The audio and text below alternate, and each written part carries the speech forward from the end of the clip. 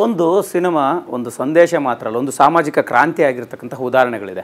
So ಎಲ್ಲೋ ಒಂದು ಕಡೆ ಈಗ ಒಂದು ಬುಡಕಟ್ಟು ಜನರ ಹಾಡನ್ನು ಕೇಳಿದಾಗ ಅಂಥದ್ದು ಒಂದು ಸಂದೇಶಗಳು ಏನಾದ್ರು ಇರ್ಬೋದಾ ಅನ್ನೋಂಥ ಅದು ಕೊರವಂಜಿ ಹಾಡು ರಿಲೀಸ್ ಆಗಿದ್ದು ನೋಡಿದಾಗ ಅನಿಸುತ್ತೆ.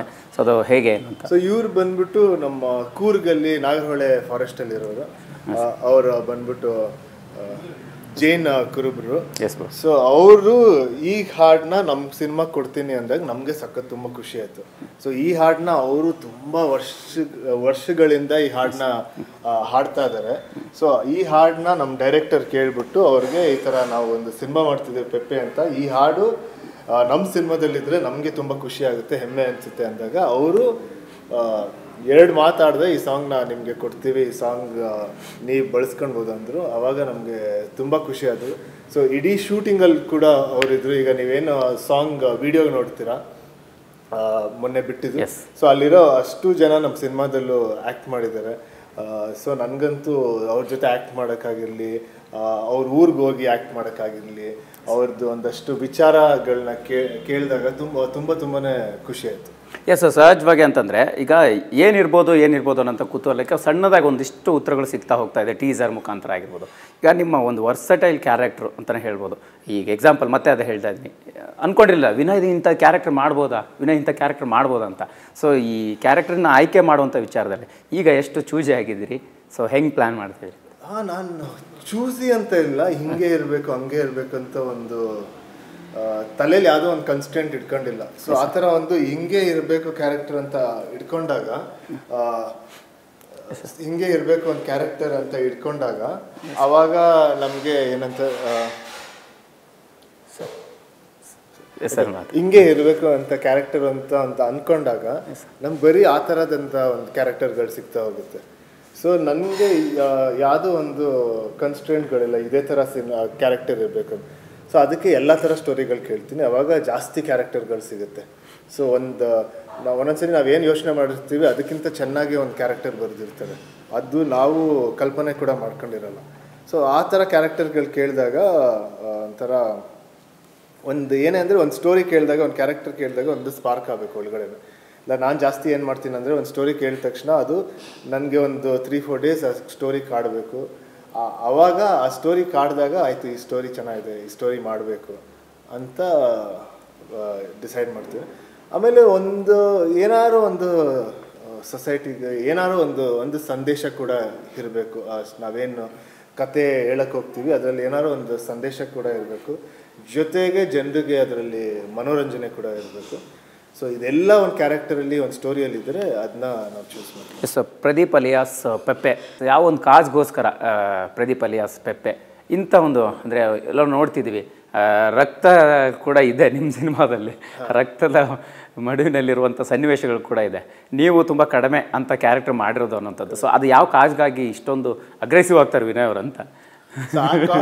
ಕಾಸ್ ಈಗಲೇ ಹೇಳ್ಬಿಟ್ರೆ ಆಮೇಲೆ ಸಿನಿಮಾ ನೋಡಿದಾಗ ಇದಾಗುತ್ತೆ.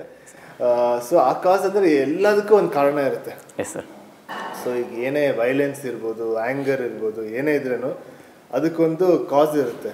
ಸೊ ಒಂದಷ್ಟು ನಮ್ಮ ಫೀಲಿಂಗ್ಸ್ನ ನಾವು ತುಂಬ ರಿಪ್ರೆಸ್ ಮಾಡಿ ಅದ್ರ ಬಗ್ಗೆ ಯೋಚನೆ ಮಾಡದೇ ಇದ್ದಾಗ ಅದೆಲ್ಲ ಒಳಗಡೆ ಸೇರ್ಕೊಂಡು ಒಂದೊಂದ್ಸಲಿ ವೈಲೆಂಟಾಗಿ ಆಚೆ ಬರುತ್ತೆ. ಸೊ ಈ ಸಿನಿಮಾದಲ್ಲೂ ಒಂದಷ್ಟು ವೈಲೆನ್ಸ್ ಆ್ಯಕ್ಟ್ಗಳಿದೆ, ಬಟ್ ಅದರೆಲ್ಲದಕ್ಕೂ ಒಂದೊಂದು ರೀಸನ್ ಇದೆ, ಕಾಸ್ ಇದೆ. ಆಮೇಲೆ ಅದಕ್ಕೊಂದು ಕ್ಲೋಸಿಂಗ್ ಆರ್ಕ್ ಕೂಡ ಇದೆ. ಎಸ್. ಸೊ ಯಾವತ್ತೂ ಈ ಸಿನಿಮಾದಲ್ಲಿ ವೈಲೆನ್ಸ್ ಕರೆಕ್ಟು ಇಲ್ಲ ಒಳ್ಳೆಯದು ಅಂತ ಹೇಳಕ್ಕೆ ಹೋಗಲ್ಲ. ಸೊ ಅದರಿದ್ದರೆ ಏನಾಗುತ್ತೆ ಅಂತ ಹೇಳಕ್ಕೆ ಹೊರಟಿದೆ. ಎಸ್, ಸಹಜವಾಗಿ ಈ ವೈಲೆನ್ಸ್ ವಿಚಾರ ಅಂತ ಬಂದಾಗ ಒಂದು ಪಾತ್ರ ಆಗಿ ಕಾಡೋದಕ್ಕಿಂತ ಹೆಚ್ಚಾಗಿ ಅದು ಜನರನ್ನು ಮತ್ತೊಂದಿಷ್ಟು ಇಂಥ ಒಂದು ಕಾರಣಕ್ಕೆ ಸಮಾಜದಲ್ಲಿ ನಾವು ಇದನ್ನು ಮಾಡ್ಬೋದು ಅಂದರೆ ಹೊಡೆದಾಡಬೇಕಾದಂಥ ಸನ್ನಿವೇಶ ಬರುತ್ತೆ ಅನ್ನೋದನ್ನು ಇನ್ಸ್ಪಿರೇಷನ್ ಮಾಡಿರೋಂಥದ್ದು ಕೂಡ ಇದೆ ಕೆಲವು ಪಾತ್ರ. ಸೊ ನಿಮಗೆ ಆ ಪಾತ್ರಗಳು ಮೊದಲು ಡೈರೆಕ್ಟ್ ಹೇಳಿದಾಗ ಸೊ ಈ ಪ್ರಿಪ್ರೇಷನ್ ಅಂತ ಒಂದು ದೊಡ್ಡ ಚಾಲೆಂಜ್ ಇರುತ್ತೆ, ಆ ಚಾಲೆಂಜ್ ಹೆಂಗಿತ್ತು ಅನ್ನೋಂಥದ್ದು? ಈ ಪ್ರಿಪ್ರೇಷನ್ ಹೇಗಿತ್ತು ಅಂದರೆ ಇದೊಂದು ಸ್ವಲ್ಪ ಈ ಕ್ಯಾರೆಕ್ಟರ್ ಒಂದು ಸ್ವಲ್ಪ ಗಂಭೀರವಾದ ಕ್ಯಾರೆಕ್ಟರು. ಅವ್ರಿಗೆ ಒಂದಷ್ಟು ಇಮೋಷನ್ಸ್ ಏನಿರುತ್ತೆ ಈ ಕ್ಯಾರೆಕ್ಟರ್ಗೆ, ಆ ಕ್ಯಾರೆಕ್ಟರು ತುಂಬ ಈಸಿಯಾಗೆ ಇಮೋಷನ್ಸ್ ಆಚೆ ಹಾಕಲ್ಲ. ಒಂದು ಏನಂತಾರೆ, ಒಂದು ಜಾಗ ಬರುತ್ತೆ.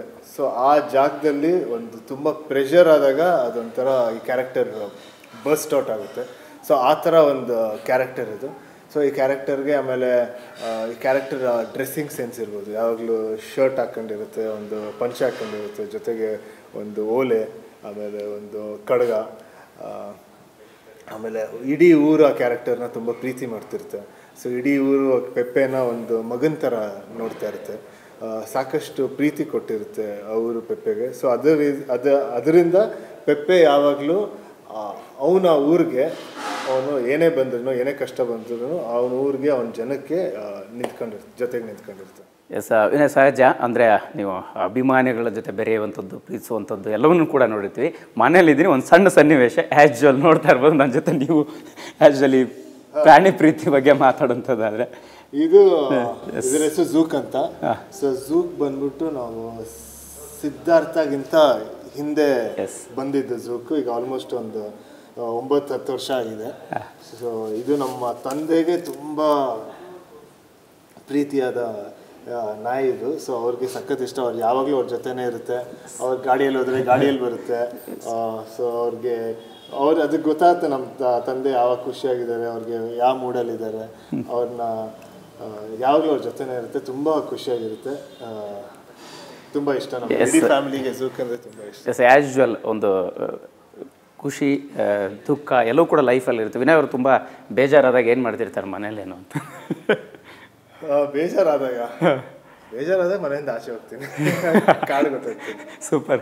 ಈ ಕಾಡಿಗೆ ಹೊಟ್ಟಿದ್ರಿ ಅನ್ನೋದ್ರಲ್ಲಿ ಮತ್ತೆ ಕನೆಕ್ಟ್ ಆಗುತ್ತೆ. ಈ ಕಾಡಿನ ಕಥೆನೇ ಒಂದು ರೀತಿ ಕನೆಕ್ಟ್ ಆಗ್ತಾ ಇದ್ದಂಗಿದೆ ಅಲ್ವಾ ಸಿನಿಮಾದಲ್ಲಿ ಅನ್ನೋ? ಅದೇ ಅದೊಂದು ಸಬ್ ಕಾನ್ಷಿಯಸ್ಲಿ ಅದೊಂದು ಮೇನ್ ಒಂದು ಡಿಸಿಷನ್ ಈ ಸಿನಿಮಾ ತೊಗೊಳಕ್ಕೆ. ಯಾಕಂದ್ರೆ ಇಡೀ ಸಿನಿಮಾ ಒಂದು ಒಂದು ಕಾಡತ್ರ ಇರೋ ಒಂದು ಚಿಕ್ಕ ಊರಲ್ಲಿ ನಡೆಯುತ್ತೆ. ಸೊ ನನಗಂತೂ ಅದು ಹೇಳಿದಾಗಲೇ, ಆ ಸನ್ನಿವೇಶಗಳು ಹೇಳಿದಾಗ, ಅಟ್ಮಾಸ್ಫಿಯರ್ ಹೇಳಿದಾಗ, ಶೂಟ್ ಮಾಡೋಕ್ಕೆ ಜಾಗಗಳ ಬಗ್ಗೆ ಹೇಳಿದಾಗ ತುಂಬ ಖುಷಿ ಆಯಿತು. ಸೊ ಇಡೀ ಸಿನಿಮಾ ನಾವು ಕೂರ್ಗಲ್ಲಿ ಶೂಟ್ ಮಾಡಿದ್ವಿ, ಒಂದಷ್ಟು ಬೆಂಗಳೂರಲ್ಲಿ ಶೂಟ್ ಮಾಡಿದ್ವಿ, ಒಂದಷ್ಟು ಮೈಸೂರಲ್ಲಿ ಶೂಟ್ ಮಾಡಿದ್ವಿ. ಆಮೇಲೆ ಅಲ್ಲಿನ ಜನರ ಜೊತೆ ಮಾತಾಡೋಕ್ಕಂತೂ ತುಂಬಾ ಖುಷಿ ಆಯಿತು. ಸೊ ಅವರೆಲ್ಲ ಸಿನಿಮಾದಲ್ಲಿ ಒಂದು ಕ್ಯಾರೆಕ್ಟರ್ ಎಷ್ಟು ಪ್ರೀತಿ ಕೊಡ್ತಾರೋ ಅದೇ ಥರ ನನಗೂ ಶೂಟಿಂಗ್ ಮಾಡ್ಬೇಕಂದ್ರೆ ಅಷ್ಟು ಪ್ರೀತಿ ಕೊಡ್ತಾಯಿದ್ರು. ಸೊ ಅವ್ರ ಊರಿಗೆ ಹೋಗಿ ಶೂಟ್ ಮಾಡಿದಾಗ ಒಂದು 4 ದಿನ ಶೂಟ್ ಮಾಡಿದ್ರು. ಸೊ ಇಲ್ಲಿ ಮಾಡಿ ಅಲ್ಲಿ ಮಾಡಿ ಅಂತ ಏನೂ ಇದೇ ಇಲ್ಲ ನಮಗೆ, ನೀವು ಹೆಂಗೆ ಬೇಕಾದ್ರೂ ಶೂಟ್ ಮಾಡಿ, ಎಲ್ಲಿ ಬೇಕಾದ್ರೂ ಶೂಟ್ ಮಾಡಿ ಅಂತ ಅಷ್ಟು ಫ್ರೀಡಮ್ ಕೊಟ್ಟರು. ಅಷ್ಟು ಸಹಕಾರ ಕೊಟ್ಟು ಅಲ್ಲಿನ ಊರು ಜನರೇ ನಮಗೆ ಸಿನಿಮಾದಲ್ಲಿ ಒಂದಷ್ಟು ಏನೋ ಒಂದು ಕ್ಯಾರೆಕ್ಟರ್ ಬೇಕಾಯಿತು, ಇಲ್ಲ ಜೊತೆ ಬ್ಯಾಕ್ಗ್ರೌಂಡಲ್ಲಿ ಜನ ನಿಂತ್ಕೊಳಕ್ಕೆ ಬೇಕಾಯ್ತು ಅಂತ ಅವರೇ ಬಂದು, ಅದು ಬೇರೆ ತುಂಬ ಬಿಸಿಲಿತ್ತು. ಆಮೇಲೆ ಶಾರ್ಟ್ಸ್ ಬಂದು ಒಂದಾದ್ಮೇಲೆ ಒಂದ್ಸಲಿ ಶಾರ್ಟ್ ರಿಪೀಟೆಡ್ ಆಗಿ ತೆಗಿತಾನೆ ಇದ್ವಿ. ಸೊ ಏನೇ ಆದ್ರೂ ತಾಳ್ಮೆಯಿಂದ ಖುಷಿಯಿಂದ ನಿಂತ್ಕೊಂಡು ಇಡೀ ಶೂಟಿಂಗು ನಮ್ಮ ಜೊತೆ ನಮಗೆ ತುಂಬ ಹೆಲ್ಪ್ ಮಾಡೋದು, ಅದು ತುಂಬ ಖುಷಿ ಆಗುತ್ತೆ. ಎಸ್, ಆ್ಯಸ್ ಯೂಶುವಲ್ ಸಿನಿಮಾದ ಜೊತೆಗೇನೆ ಮತ್ತೊಂದು ವಿಚಾರ ನೆನಪಾಯಿತು. ಅಂದರೆ ಈ ದೊಡ್ಡ ಮನೇಲಿ ಹಬ್ಬದ ಸಂಭ್ರಮಗಳಂದರೆ ವಿಶೇಷವಾಗಿರುತ್ತೆ, ಸಾಕಷ್ಟು ಸಂಖ್ಯೆ ಎಲ್ಲರೂ ಕೂಡ ಸೇರುವಂಥದ್ದು ಮಾಡುವಂಥದ್ದು. ಸದ್ಯಕ್ಕೆ ವರಮಹಾಲಕ್ಷ್ಮಿ ಹಬ್ಬ ಕೂಡ ಇರ್ತಕ್ಕಂಥದ್ದು. ನಿಮಗೆ ಹಬ್ಬಗಳು ಅಂದರೆ ಇಡೀ ಕುಟುಂಬದ ಜೊತೆ ಬೆರೆತಂಥ ದಿನಗಳು, ಬಂದಂಥ ದಿನಗಳು ಹೆಂಗೆ ನೆನಪಾಗುತ್ತೆ? ಅದೇ ಎಲ್ಲರ ಮನೇಲಿ ಹಬ್ಬ ಆಚರಿಸ್ತೀವಿ, ಅದೇ ಥರ ನಾವು ಆಚರಿಸ್ತೀವಿ. ತುಂಬ ಖುಷಿ ಆಗುತ್ತೆ. ಯಾಕಂದರೆ ಆ ಹಬ್ಬದ ದಿನ ಏನೇ ಅಂದ್ರೂ ಎಲ್ಲರೂ ಒಟ್ಟಿಗೆ ಬರ್ತೀವಿ, ಇಡೀ ಫ್ಯಾಮಿಲಿ ಕೂತ್ಕೊಂಡು ಊಟ ಮಾಡ್ತೀವಿ. ಇದು ವರಮಹಾಲಕ್ಷ್ಮಿ ಹಬ್ಬ ಏನೇ ಆದ್ರೂ ಎಲ್ಲರ ಮನೆ ಇದರಲ್ಲಿ ಲಕ್ಷ್ಮಿದು ಪಿಕ್ಚರ್ ಫೋಟೋ ಹಾಕಿರ್ತೀವಿ. ಆಮೇಲೆ ಈ ದಿನ ಒಂದಷ್ಟು ಒಂದು 9 ಥರ ನಮ್ಮ ತಾಯಿ ಪ್ರಸಾದಗಳು ಮಾಡ್ತಾರೆ. ಸೊ ಇದಕ್ಕೆ ಹೆಲ್ಪ್ ಮಾಡೋಕ್ಕೆ ನಮ್ಮ ಊರಿಂದ, ನಮ್ಮ ಗಾಜನೂರಿಂದ, ಇಲ್ಲ ನಮ್ಮ ಮೈಸೂರಿಂದ ಒಂದಷ್ಟು ಸಂಬಂಧಿಗಳು ಬರ್ತಾರೆ. ಸೊ ಅವರೆಲ್ಲ ಸೇರ್ಕೊಂಡು ಒಂದು ಸ್ನ್ಯಾಕ್ಸ್ಗಳು ಮಾಡ್ತಾರೆ. ಎಲ್ಲರದಂಗೆ ಬೆಳಗ್ಗೆ ಬೇಗ ಎದ್ದು ಸ್ನಾನ ಮಾಡಿ ಒಳ್ಳೆ ಬಟ್ಟೆ ಹಾಕ್ಕೊಂಡು, ಆಮೇಲೆ ಲಕ್ಷ್ಮಿ ಅಂದರೆ ಎಲ್ಲರಿಗೂ ಬೇಕಾದ ದೇವರು. ಸೊ ಅವ್ರಿಗೆ ಪೂಜೆ ಮಾಡಿ ದಿನ ಸ್ಟಾರ್ಟ್ ಮಾಡ್ತೀವಿ. ಎಸ್, ಹಿಂದ್ಗಡೆ ಆ್ಯಸ್ ಯೂಶುವಲ್ ಡೈನಿಂಗ್ ಟೇಬಲ್ ಇತ್ತು. ಸೊ ಆ ಟೇಬಲ್ ಮೇಲೆ ಕೂತಾಗ ಸಾಕಷ್ಟು ನೆನಪುಗಳು ಹರಿಗುತ್ತೆ. ಸೊ ಹಾಗೆ ನಿಮಗೆ ಈಗ ಶೂಟಿಂಗ್ ಸೆಟ್ಟಲ್ಲಿ ಒಂದು ಊಟ ಮಾಡುವಾಗ ಆ ಶೂಟಿಂಗ್ ಸೆಟ್ಟಿನ ಊಟದ ರುಚಿ, ಅಲ್ಲಿನ ಒಂದು ಎನ್ವಿರಾನ್ಮೆಂಟ್ ಬೇರೆ ಇರುತ್ತೆ, ಮನೇಲಿ ಒಂದಿಷ್ಟು ನೆನಪುಗಳಿರುತ್ತೆ. ಆ ನೆನಪುಗಳು ಅಲ್ಲಿ ಕೂತಾಗ ಅಥವಾ ಇಲ್ಲಿ ಕೂತಾಗ ಎಲ್ಲರೂ ಜ್ಞಾಪಕ ಬರ್ತಾರೆ. ಚಿಕ್ಕಪ್ಪ ಆಗಿರ್ಬೋದು, ದೊಡ್ಡಪ್ಪ ಆಗಿರ್ಬೋದು, ಗುರು, ಆಮೇಲೆ ನನ್ನ ಕಸಿನ್ಸಿಗೆ ಯಾರೇ ಧನ್ಯ, ಧೀರೇನು, ನೀವಿ, ನನ್ನ ತಂಗಿಗಳಿದ್ರು. ಸೊ ಎಲ್ಲರೂ ಕೂತ್ಕೊಂಡು ಈ ಟೇಬಲಲ್ಲಿ ಊಟ ಮಾಡ್ತೀವಿ.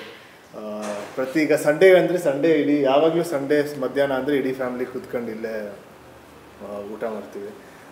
ಹಬ್ಬಗಳು ಮಾಡಿದ್ದೀವಿ, ಬರ್ತ್ಡೇಗಳು ಮಾಡಿದ್ದೀವಿ, ಫ್ಯಾನ್ಸ್ಗಳು ಬಂದಿದ್ದಾರೆ ಜೊತೆ ಕೂತ್ಕೊಂಡು ಊಟ ಮಾಡಿದ್ದಾರೆ, ನನ್ನ ಫ್ರೆಂಡ್ಸ್ಗಳು ಬಂದಿದ್ದಾರೆ, ನಮ್ಮ ಡೈರೆಕ್ಟರ್ಸು, ನಮ್ಮ ಸಿನಿಮಾ ಎಲ್ಲ ಡೈರೆಕ್ಟರ್ಸು ಡಿಸ್ಕಷನ್ ಆದಮೇಲೆ ಇಲ್ಲೇ ಕೂತ್ಕೊಂಡು ಊಟ ಮಾಡ್ತೀವಿ. ಸೊ ಇದು ಎಲ್ಲಿ ಎಷ್ಟು ಊಟ ಮಾಡ್ತೀವಿ ಅಷ್ಟು ಮಾತುಗಳು ಕೂಡ ಆಡಿದ್ವಿ. ಸೊ ಊಟ ಆದಮೇಲೆ ಅಲ್ಲೇ ಕೂತ್ಕೊಂಡು ಸಾಕಷ್ಟು ಮಾತಾಡ್ತೀವಿ. ಸೊ ಇದೊಂದು ಡೈನಿಂಗ್ ಟೇಬಲ್ ಅನಿಸುತ್ತೆ ಎಲ್ಲರ ಮನೇಲೂ ಒಂದು ಇಂಪಾರ್ಟೆಂಟ್ ಜಾಗ, ಒಂದು ತುಂಬ ಖುಷಿ ಕೊಡುವ ಜಾಗ ಅಂತ ಹೇಳಿ.